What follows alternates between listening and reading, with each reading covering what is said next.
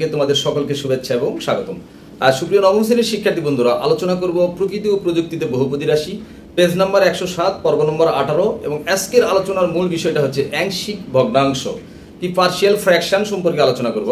তবে তোমাদের অবশ্যই জানতে হবে আংশিক ভগ্নাংশের অঙ্ক সলভ করতে গেলে আমাদের এক্সট্রা কিছু জিনিস জানতে হবে। এগুলো না জানলে আমরা আংশিক ভগ্নাংশের অঙ্ক আমরা কখনোই সলভ করতে পারবো না। সেটা কি? একটা হচ্ছে প্রকৃত ভগ্নাংশ, অপ্রকৃত ভগ্নাংশ, মূলদ ভগ্নাংশ এবং অভেদ। এই চারটা জিনিস তোমার যদি ক্লিয়ার থাকে, কি বললাম বাচ্চারা, প্রকৃত ভগ্নাংশ, অপ্রকৃত ভগ্নাংশ, মূলদ ভগ্নাংশ এবং অভেদ, এই চারটা জিনিস যখন তোমরা ক্লিয়ারলি ভাবে বুঝবা, তখন আংশিক ভগ্নাংশের অঙ্ক তোমাদের কাছে একদম পানি পানি হয়ে যাবে। চলো আজকে আমরা এই চারটা বিষয়ের মধ্যে একটা বিষয়, গুরুত্বপূর্ণ একটা বিষয় আমরা আলোচনা করবো। বাচ্চা লক্ষ্য করো যে প্রকৃতি ও প্রযুক্তিতে বহুপদী রাশি, পেজ নম্বর 107, পর্ব নম্বর 18, আংশিক ভগ্নাংশ আজকের 18 নম্বর পর্বের মাধ্যমে শুরু হয়ে গেল। মোটামুটি 10 থেকে 15টা পর্ব থাকবে শুধুমাত্র আংশিক ভগ্নাংশের অঙ্কের উপরে। আংশিক ভগ্নাংশের অঙ্ক যে কতটা ইজি এবং সোজা, তোমরা এই ক্লাসগুলো রেগুলার দেখবে, ইনশাআল্লাহ বুঝতে পারবে। বাচ্চা দেখো, আজকে আলোচনা করব হচ্ছে প্রকৃত ভগ্নাংশ বা প্রপার ফ্র্যাকশন। কি প্রকৃত ভগ্নাংশ বা প্রপার ফ্র্যাকশন বা প্রকৃত ভগ্নাংশ আসলে কি, তাই না? আমরা নরমালি অনেক সময় ক্লাস 3, 4, 5, 6, 7 আমরা প্রকৃত ভগ্নাংশ করেছি।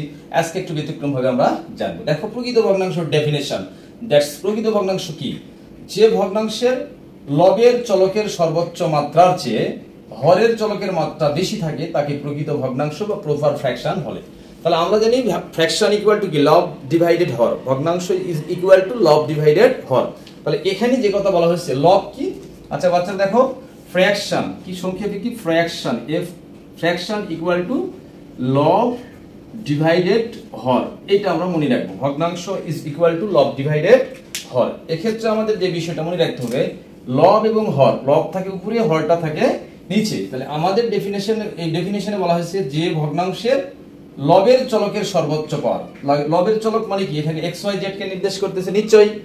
লবের চলকের সর্বোচ্চ মাত্রার চেয়ে, লবের চলক দেখো এটা একটা ফ্র্যাকশন, তাহলে এটা হচ্ছে লব আর এটা হর। লবের চলক কি? এক্স, হরের চলকটাও কি? এক্স। তাহলে লবের চলকের মাত্রার চেয়ে সর্বোচ্চ মাত্রার চেয়ে, অর্থাৎ উপরে যে লবটা থাকবে, সেটা যে চলক থাকবে, সেটা সর্বোচ্চ মাত্রার চেয়ে নিচে দেখো হরের মাত্রা বেশি হবে, তাকে কিন্তু প্রকৃত ভগ্নাংশ বলা হয়। তার মানে আমরা বুঝতে পারলাম, লবের চলকের সর্বোচ্চ পাওয়ারের চাইতে হরের চলকের সর্বোচ্চ পাওয়ার যদি বেশি হয়, সেক্ষেত্রে ওই ভগ্নাংশটা আমরা দেখা মাত্রই বুঝতে পারবো এটা একটা প্রকৃত ভগ্নাংশ বা প্রপার ফ্র্যাকশন। বাচ্চা দেখো, এটা একটা ভগ্নাংশ, x square plus 1 divided x cube plus 2। আচ্ছা দেখো তো, লবের চলকের সর্বোচ্চ পাওয়ার এখানে কত? 2, তাই না? আর নিচের হরের চলকের সর্বোচ্চ পাওয়ার কত? 3। তাহলে এটা একটা প্রকৃত ভগ্নাংশ। বলা হয়েছে লবের চলকের সর্বোচ্চ পাওয়ার যেটা থাকবে, তার সাথে হরেরটা অল টাইম বেশি হলে, অর্থাৎ নিচে যে চলকটা থাকবে সেটার পাওয়ার যদি বেশি হয়, তবে ওই ভগ্নাংশটাকে আমরা প্রপার ফ্র্যাকশন বলবো। 2 নাম্বার এক্সাম্পলে যদি আমরা একটু লক্ষ্য করি, যেমন 5x + 4 ডিভাইডেড x * x + 2। বাচ্চা দেখো, এখানে x এর সর্বোচ্চ পাওয়ার কত আছে? 1।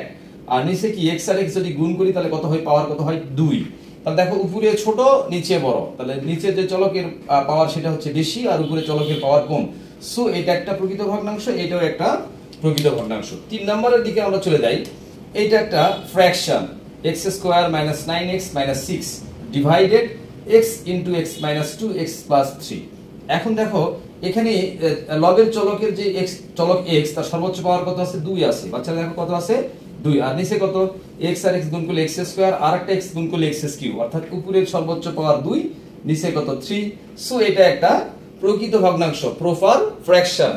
এরপর একটা লক্ষ্য করো বাচ্চারা, 5x - 7, তার লবের চলকের সর্বোচ্চ পাওয়ার কত? 1, এবং হরের চলকটা গুণ করি আমরা, x আর x গুণ করলে কত হয়? 2। তার মানে কি? উপরে 1, নিচে 2, এটা একটা প্রকৃত ভগ্নাংশ, অর্থাৎ লবের চলকের সর্বোচ্চ পাওয়ার 1 এবং হরের চলকের সর্বোচ্চ পাওয়ারটা হচ্ছে 2। So that you can say it's a proper fraction indeed. বাচ্চা লক্ষ্য করে, another proper fraction in here, x³ + 1 divided x⁴ + 2। Look at that, এখানে x এর চলকের সর্বোচ্চ পাওয়ার কত বাচ্চারা? 3, রাইট? এবং লবের চলকের 3, এবং হরের দেখো, হরের যে চলকটা আছে x আছে, তার সর্বোচ্চ পাওয়ার কত আছে? 4। সুতরাং এইটা একটা প্রপার ফ্র্যাকশন ইনডিড। তারপরে সর্বশেষ एग्जांपल, যে x² - 3x + 2, এবং নিচে আছে কি বাচ্চারা দেখো, x * x - 1 x - 2। তাহলে এখানে লবের চলকের সর্বোচ্চ পাওয়ার, লবের চলকের সর্বোচ্চ পাওয়ার কত বাচ্চারা? 2। এবং হরের চলকের সর্বোচ্চ পাওয়ার x আর x গুণ করলে x স্কয়ার এবং এটা গুণ করলে কত x কিউব, তার মানে সর্বোচ্চ পাওয়ার 3। দ্যাট মিন্স এটা একটা প্রকৃত ভগ্নাংশ। সো দ্যাট আমরা বলতে পারবো যে যে ভগ্নাংশের লবের চলকের সর্বোচ্চ মাত্রা আছে, হরের চলকের সর্বোচ্চ মাত্রা বেশি থাকে, তাকে প্রপার ফ্র্যাকশন বা প্রকৃত ভগ্নাংশ বলা হয়। আশা করি এই এতগুলো एग्जांपल দেওয়ার লক্ষ্য উদ্দেশ্য প্রকৃত ভগ্নাংশ বা প্রপার ফ্র্যাকশন বিষয়টা তোমাদের যেন ক্লিয়ার থাকে। প্রকৃত ভগ্নাংশ, অপ্রকৃত ভগ্নাংশ এবং মূলদ ভগ্নাংশ, অভেদ, এই চারটা জিনিস আলোচনা করার পরে কিন্তু আমরা চলে যাব আংশিক ভগ্নাংশের অঙ্কে সরাসরি সলভ করার জন্য।